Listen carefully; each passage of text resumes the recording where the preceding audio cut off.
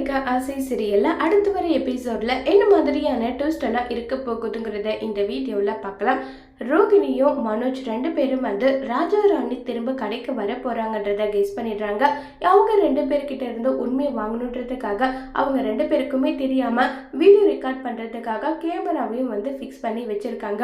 மனோஜ் சொதப்பிடவே கூடாது, எப்படியாவது இதுல நாம கண்டிப்பா ரெக்கார்ட் பண்ணி ஆகணுன்றாங்க. கவலைப்படாத ரோகிணி, நான் இருக்கேன்ல, நான் ரெக்கார்ட் பண்ணிக்கிறேன், நீ எதை நினைச்சு வருத்தமெல்லாம் படாதுன்னு சொல்லிட்டு மனோஜ் சொல்றாங்க. இப்ப ராஜா ராணி 2 பேரும் வராங்க. எங்களுக்கு ஏசி வேணும்னு சொல்லிட்டு ஏசி கேட்டு வராங்க.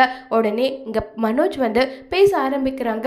என்ன உங்க இஷ்டத்துக்கு என்னனாலும் பண்றீங்க, நான் என்ன தப்பு பண்ணேன்னா நல்லா சொல்லி கேட்க உடனே ராஜாவும் ராணியும் நீங்க தப்பு பண்ணலதான், ஆனா உங்க காலில் விழுந்து நான் கேட்காத குறைய கேட்டேனே, பணத்தை திருடிட்டீங்கன்னு சொல்லி எங்க மேல பழிய தூக்கி போட்டீங்கல்ல, எங்களை அவமானப்படுத்துனீங்க, அசிங்கப்படுத்துனீங்க, அது பழி வாங்கறதுக்காக தான் இப்படி ஒரு பழியை தூக்கி நாங்க உங்க மேல போட்டிருக்கோம். இதுக்கு நீங்க தப்பிக்கவே முடியாது. நாங்க பட்டுக்க பொறுமையா அண்ணா அக்கான்னு சொல்லிட்டு உங்க மேல அவ்வளவு மரியாதை வச்சிருந்தோம். அந்த மரியாதையை ஒட்டுமொத்தமா கெடுத்துக்கிட்டது நீங்க, அதனால தண்டனை அனுபவிங்கன்றாங்க. உடனே மனோஜ் சிரிச்சுக்கிட்டே உங்களால எதுவும் செய்ய முடியாதுன்னு சொல்லிட்டு அந்த ஆதாரத்தை காட்டுறாங்க.